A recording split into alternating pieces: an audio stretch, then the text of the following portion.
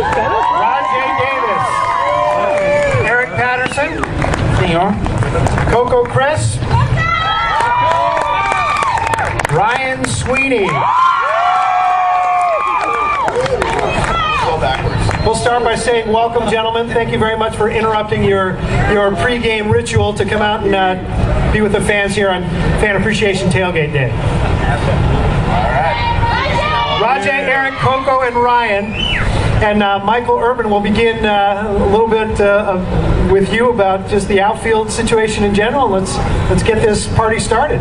Well, four of the faster guys on the team right here, a big part of the dynamic that made, well, Coco accepted because he wasn't here, but part of the reason the A's played so much better in the second half last year, you guys all know, is because they went to more of a running game. All these guys up here can burn. It's going to be a big part of their approach. Eric Patterson, you saw him get off a little bit late last season. You're going to see him get off more this year. This guy's on the verge of making a big time impact at the major league level. And I didn't realize Ryan Sweeney was like a matinee idol. Yeah. Ryan Sweeney. But obviously the headliner in terms of speed, Rajay Davis, in my opinion, at times single-handedly made the A's watchable in the second half last year. So I'm going to start with you, Rajay.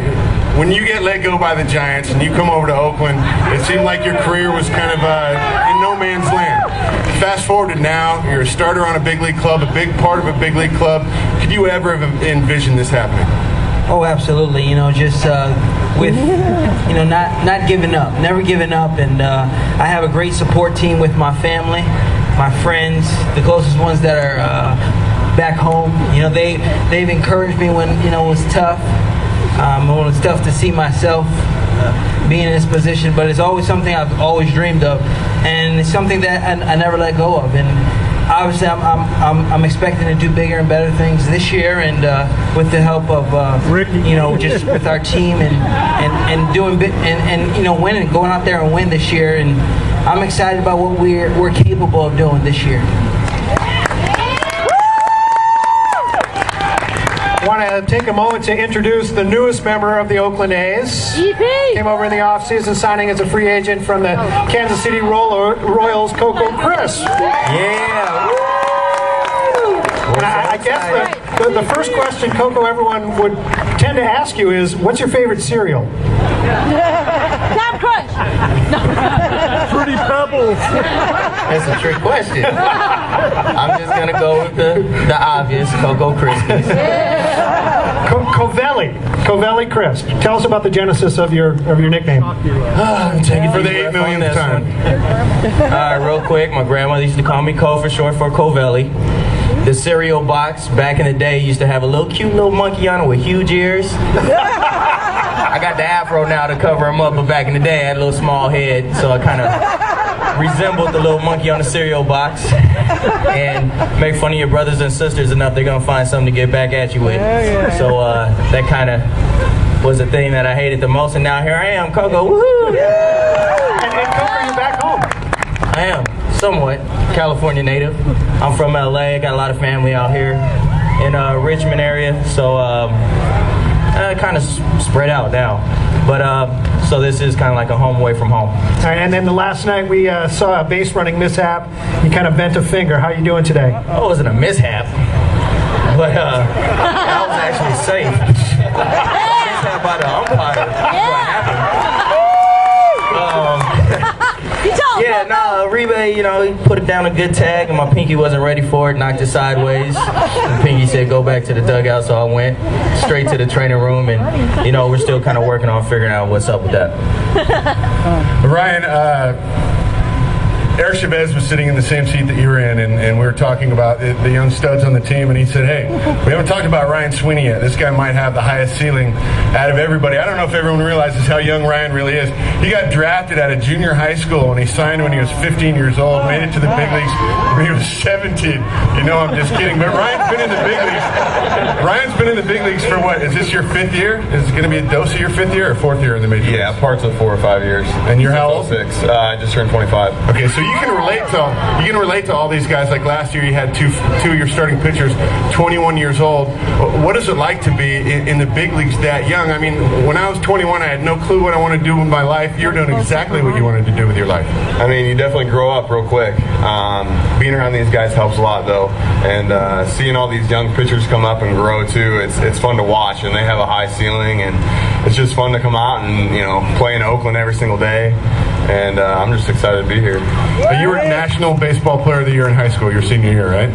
And when you hear somebody like Frank Thomas, when he was here, talked about your immense potential. Eric Chavez, who's been a star in the big leagues, talks about you having a high ceiling. Can you spend any time soaking that in and realizing how good that must feel, or do you have to focus on day-to-day and tapping into the potential they talk about? I just focus day-to-day. It's hard to fathom. Growing up, I idolized those guys. Frank Thomas, I wore the Frank Thomas cleats when I was little and everything. And, just hearing that from those guys is huge, and it really makes you feel good. And, someday, hopefully that power is coming. But for right now, just try to hit 300 every year. Eric Patterson has been making a fast rise to the Oakland organization. Terrific year at Sacramento last year, coming up to Oakland and making an impact when you had your opportunities. A very different looking outfield than when the A's broke camp last spring. A lot of speed now, a lot of different kind of dynamics altogether. What kind of impact do you hope to make? What kind of opportunity do you hope to take advantage of this year? For me, it's just about trying to continue kind of how I finished up last year. Be here to give these guys a day off, every now and then, and whatever role the team needs me in. Being able to play a little infield as well. If guys need a day off there, pinch run, steal a bag. I'm just kind of here, like I said, to help the club win ball games. You climb the ladder as a professional baseball player at every step of the way. You can never be quite certain of your security, and you're at that break point in, am I a major leaguer? Are they going to send me down? How do you deal with the day-to-day? Really, it's to some extent it's out of your control. All you can do is go out and prepare yourself, try to be a better ball player every day, and make those decisions tough for them or easy for them, with your performance. So for me, it's just about staying focused on the task at hand, doing whatever they ask me to do, and like I said, just trying to help the team win baseball games. I want to mention something. As part of my daily job in the offseason, I'm talking to Billy Bean all the time. When Billy's making moves and it's difficult to figure out what he's doing because he's playing a shell game a lot of times, I start to look into the future. Okay, well, maybe this is setting up a trade, what have you. I was asking him, and I was about to ask, might Eric Patterson be a candidate to be traded? He knew what I was going to say before I even got it out of my mouth. He said, no. Eric Patterson is not going to get traded. We think the world of this guy. He is definitely in Oakland's plans, and for good reason. You saw what he did last year. But from that, I want to talk to Coco.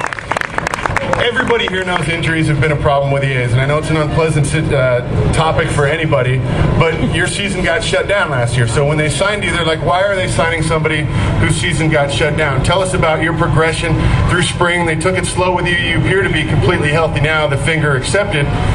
You full steam ahead as the season opens?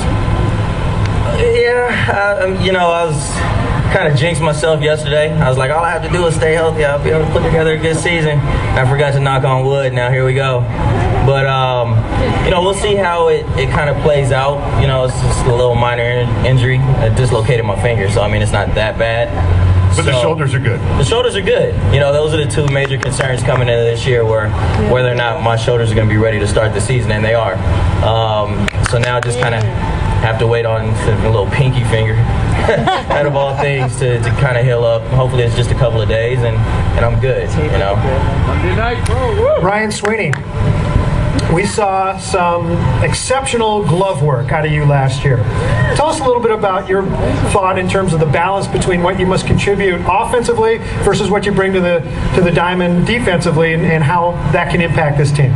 I've always believed huge in my defense. If I can't go in there and drive a run in, or if I don't do something up at the plate, I can go out there and save it for save a run for the pitcher. So, every year I just really focus on that and try to do the best that I can out there behind our pitching staff. And you got good defense and good pitching, it's going to win ball games. And with these guys' speed and the guys hitting behind them, trying to drive them in, and I think we're going to be all right.